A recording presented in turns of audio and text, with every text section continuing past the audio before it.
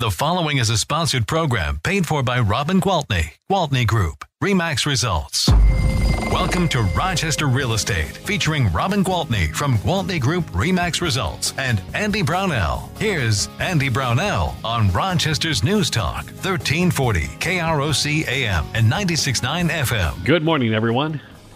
Welcome to Saturday. It's Andy Brownell on News Talk 1340 KROC AM and 96.9 FM with Robin Gwaltney, Gwaltney Group RE/MAX Results. Good morning, Robin.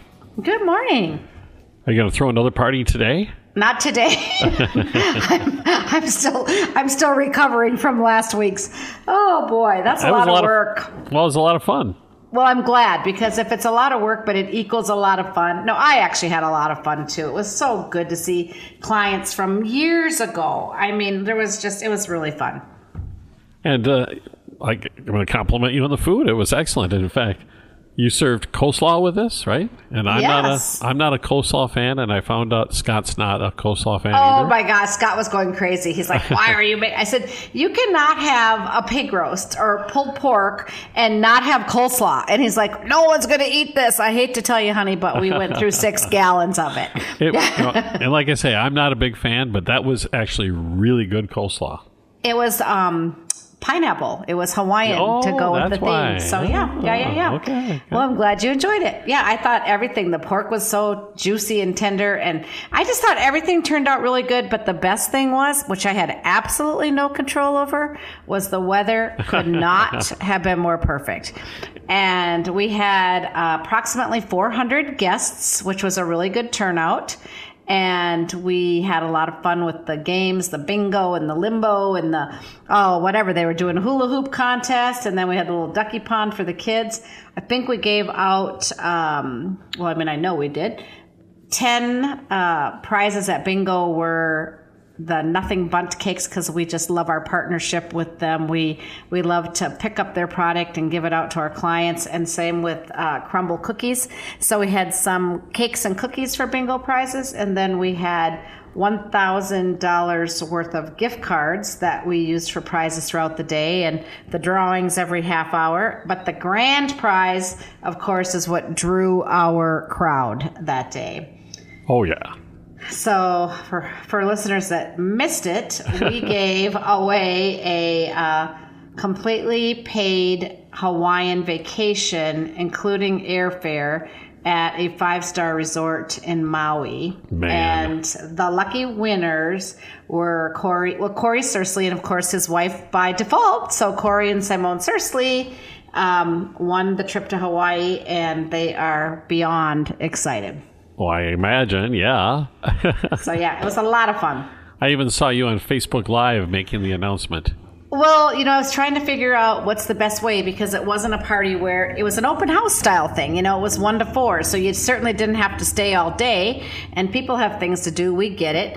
And we didn't want people to feel like they had to come at the end of the day. So it was certainly not a must be present to win, just must be present to register, right? And then a lot of people did wait around because they wanted to see the drawing. So I thought, well, all right, we'll wait until about 10 minutes after 4 so we don't miss somebody trying to get in on the registration. And then we did it Facebook Live. So yeah, it was a lot of fun.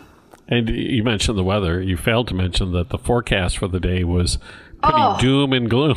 It was supposed to be horrible. And everybody kept saying, "Do we have a backup plan for rain?" And I'm like, "Bring your raincoats, bring your umbrellas. We don't really have a backup plan." But we didn't need one in the end. No, it turned out sun to be was just out. Perfect. And our team was amazing. Do you know that we had almost a 100% attendance at that thing, and they were all working together, setting up and cleaning up, and it was a lot of work, but it was a lot of fun doing it. So yeah, it'll definitely be back next year. Okay, that was my question. Not this week, but next year. Not this week, but next year. Back by popular demand will be the Gwaltney Group Customer Appreciation Luau. And once again, we will give away a fabulous vacation to Hawaii. I look forward to it. It was a lot of fun. We'll be there again next year as well. Awesome. And next year, I'm going to win. Well, I'm not going to win. My son will win. How's that? Well, you can win because maybe between now and then, you will you'll sell a house. Who knows? Never know. If you didn't stay in your house for 100 years, you'd have a chance. I told you, we moved into the Hotel California. You can never leave. How many years have you been in your house? It's coming up on 32. Nice. And the cul-de-sac that we live in, there's 5 of us who have been there 32 years. And now your son has moved in, so that's awesome. He's moved into one. One of the few that moved. Yeah, he moved that's into so that great. house. That says a lot about a neighborhood, that's for sure. I have another friend about our age that same story. You know, her and her husband bought what they thought was going to be their first home, and here they are 35 years later, still living there and loving all their neighbors, loving their little cul-de-sac. They're like, we can't move. So there you go. Hotel California. We have one bachelor who lives in the neighborhood, and he moved in the same time, 30 years ago or so. And when he moved in, he was bragging, I'm going to live here 2 years. I'm going to sell this house and flip it and buy another house and move. He's still there? He's still there. I love it. Okay, so, there's something to be said about knowing your neighbors and knowing what's going on in the houses, because if somebody does move into the neighborhood, that new neighbor is going to know everything that's ever occurred in that house.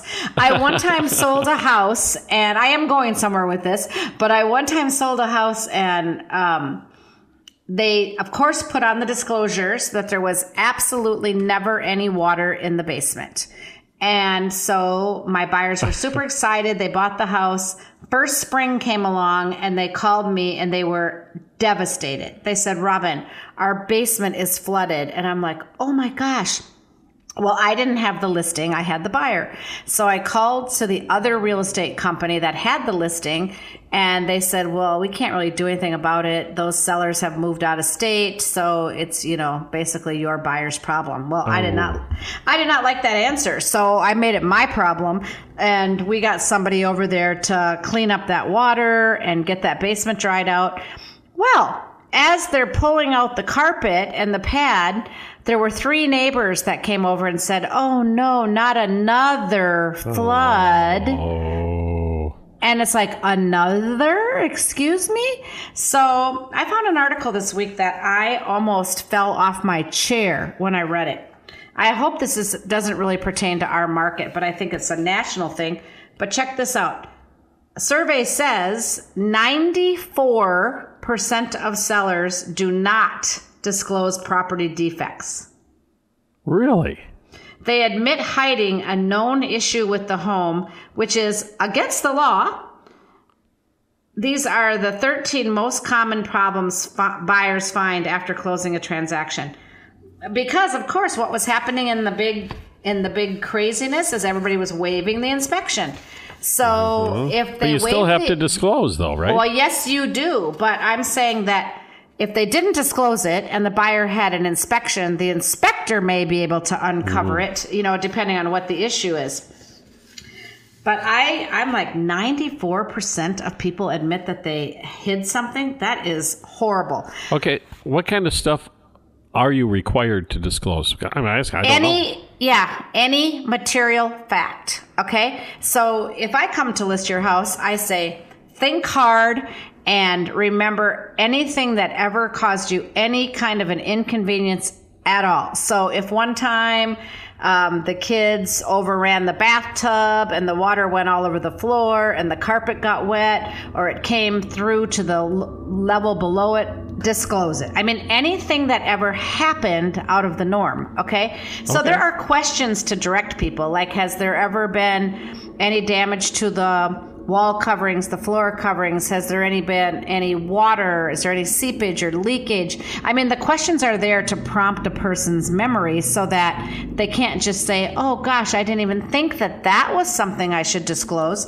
Sure. So when I go to list a house, I go in and I tell people, over disclose.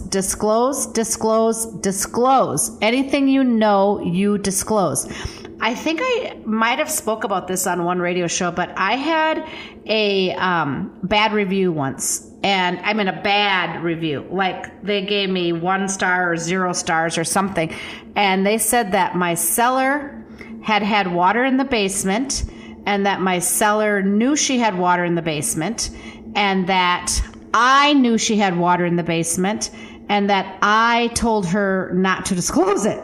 And I almost went through the roof. I mean, I was ready to sue this person. I was so angry. And so I called an attorney and I'm like, this is not right. I want to sue this person. And he's like, let it go. Just, Robin, it'll get buried. People are crazy. Well, then he looked that guy up, and that guy had done like 99 negative reviews, like to the Jimmy John delivery guy.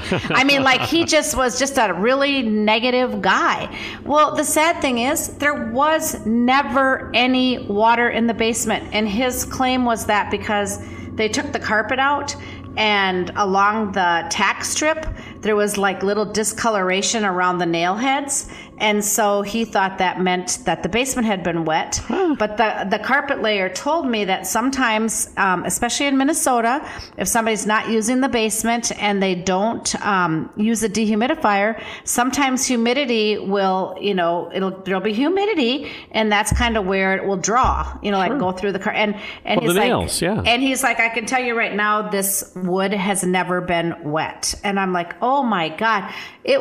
It was really maddening, but what can you do? I was devastated because I am so used to getting 5-star reviews and people ranting and raving about my service. And when I read that, I literally cried. I was like, this is terrible. And it was all made up, and it was hard. It was hard to take. So I take it water issues are probably the number one issue that arises. Oh my gosh. If you've ever had water in your house, it is so terrible. And so, yes, I always tell people, listen, even if it's only seeped in one little corner and you only saw one little circle the size of a silver dollar, disclose it. Just disclose it, disclose it, disclose it, disclose it. Don't hide anything. Because you know what? Every house has issues. I mean, maybe a window got broken and you replaced it, or maybe whatever has happened, just put it on there. That's it. Boy, oh boy, they'd be a long time away. Well, I mean, 32 years, there have been some things that have happened. You might start taking notes now, so when it's time to sell it, you can refer back. Yeah. So, do I have to disclose ghosts? I'm kidding. You know what? Some people buy a house and pay more because of ghosts. Okay. Robin, I'll tell you a funny story about that later. Okay. I'm going to remind you. We have to take a break. Okay. And we'll be right back. Robin Gwaltney with Gwaltney Group RE/MAX Results here on News Talk 1340, KROC AM at 96.9 FM. We'll be right back with Robin Gwaltney and Andy Brownell on Rochester Real Estate. This is News Talk 1340, KROC AM and 96.9 FM. Welcome back to Rochester Real Estate with Robin Gwaltney from Gwaltney Group RE/MAX Results and Andy Brownell on Rochester's News Talk 1340 KROC AM and 96.9 FM. Welcome back. Andy Brownell with Robin Gwaltney, Gwaltney Group RE/MAX Results. Okay, I was going to remind you later, but I can't wait. So it's funny. So I had a house listed out in Zumbrota. And it was an old house, a beautiful old 2-story house with lots of cool characteristics. And I had a real estate agent. People are not even going to believe this is true, but this is true. I had a real estate agent from the cities schedule an appointment to come down and show it. And so I called her and I said, how did the showing go? And she said, well, the house was really nice, but I really angered the spirits that live there. And I'm like, what? I'm sorry, what? And she goes, yeah, one of the spirits in the house did not want me there clearly, and it shoved me down the staircase. Oh my and so I hurt my ankle. And I was thinking, is she joking me or is she serious? So I was like, I don't even know how to respond to that. And she goes, it's not the first time I've been in a house with spirits, and everybody maybe can't tell that they're there, but I can. And I'm just going to tell you, it's not going to affect the buyer's decision, but these spirits are not excited about new homeowners. And I'm like, okay. So I thought that was the end of it. She called back about a week later and said she wanted to come back. And I said, okay. And So I had to meet her there because she didn't have the right lockbox to open the door. And I got there, and this full-blown, successful, licensed realtor was wearing garlic around her neck. And I said, what are you doing? She goes, well, this time I'm just going to go in there. I'm like, oh, okay. So anyway, the people bought the house. I never heard of any spirits after that, but this realtor was 100% sure that the house was haunted and that the ghosts did not want a change of ownership.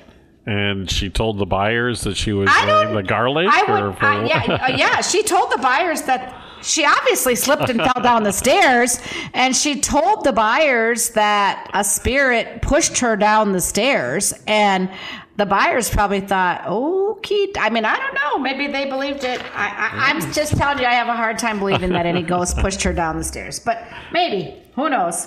Oh, that's I've never had that happen to me. I'll just speak from my own experiences. I'm not saying they don't exist. I'm not saying they do exist. Right. I mean, maybe they do, but I'm just saying I've never encountered that. Oh. So if I do, I'll be sure to talk about it here. Okay. Well, at least the lights weren't flashing, and then you would have had another disclosure thing because that would have been an electrical thing. So then this is true. I went to my broker, and I'm like, okay, so now this other agent has told me that the house is haunted, and he just looked at me like, stop it. I'm like, well, I don't know. Is this a material fact? Is this something I should be putting on the disclosures? And he's like, yeah, no, we're gonna just let that one go. Oh, so gosh. yeah, but there are things, like sometimes people say, someone died in the home. Do I have to disclose it? And if they died, natural death in the home, or a non-violent death, sometimes, people take their own lives in their home. But if it's pills or, if it's a non-violent death, it does not have to be disclosed. If it was a violent death, and maybe it's because the violent death, I think it's just because people could have a hard feeling about it, whatever. Right. It's but yeah, people crime scene or something like that. Yeah. Yes. So then it has to be. Then it has to be disclosed.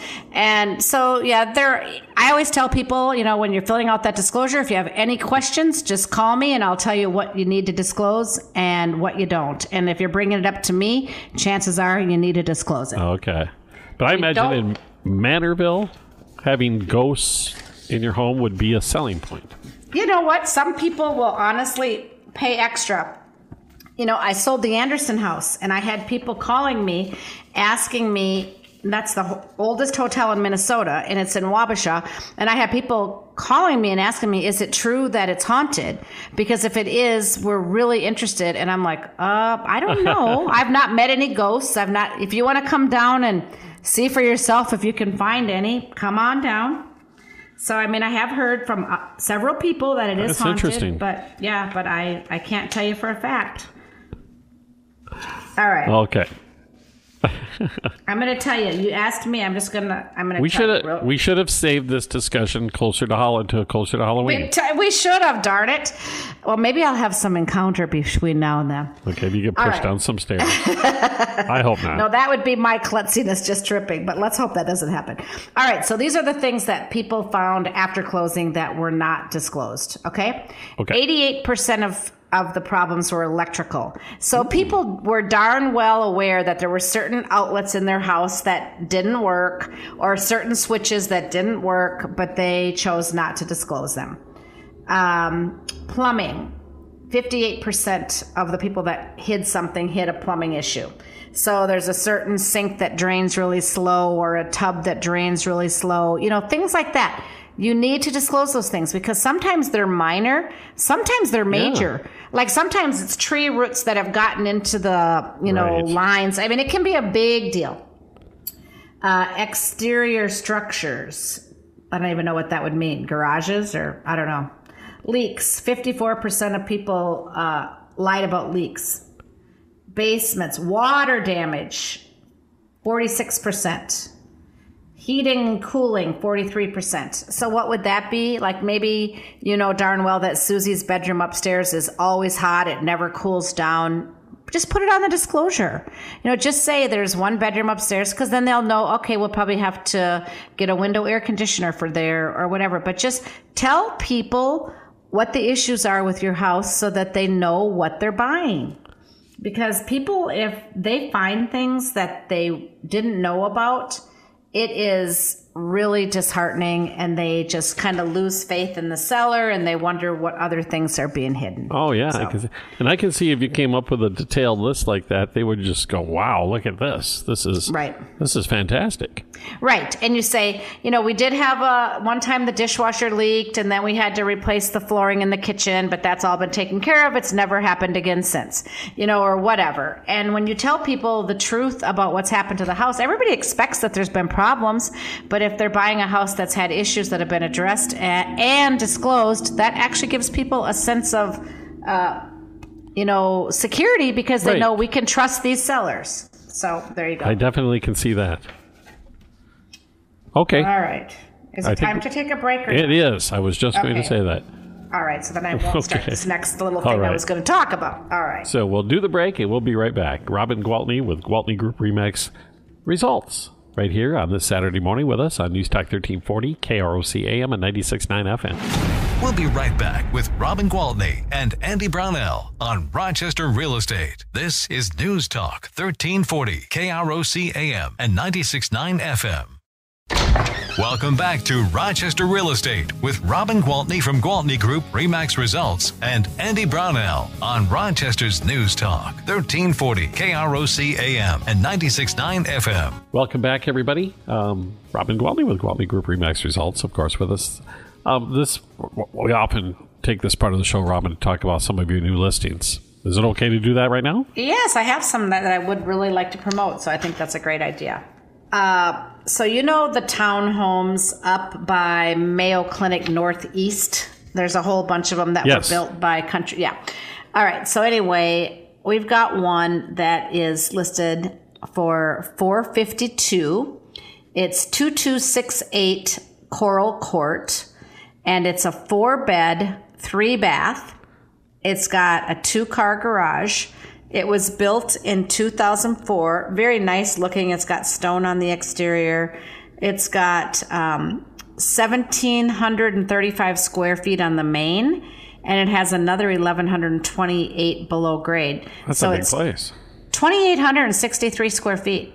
So, I mean, it's like a big house, but what's nice about it, of course, is it's zero entry, main floor. Everything that you would need is on the main, including the laundry.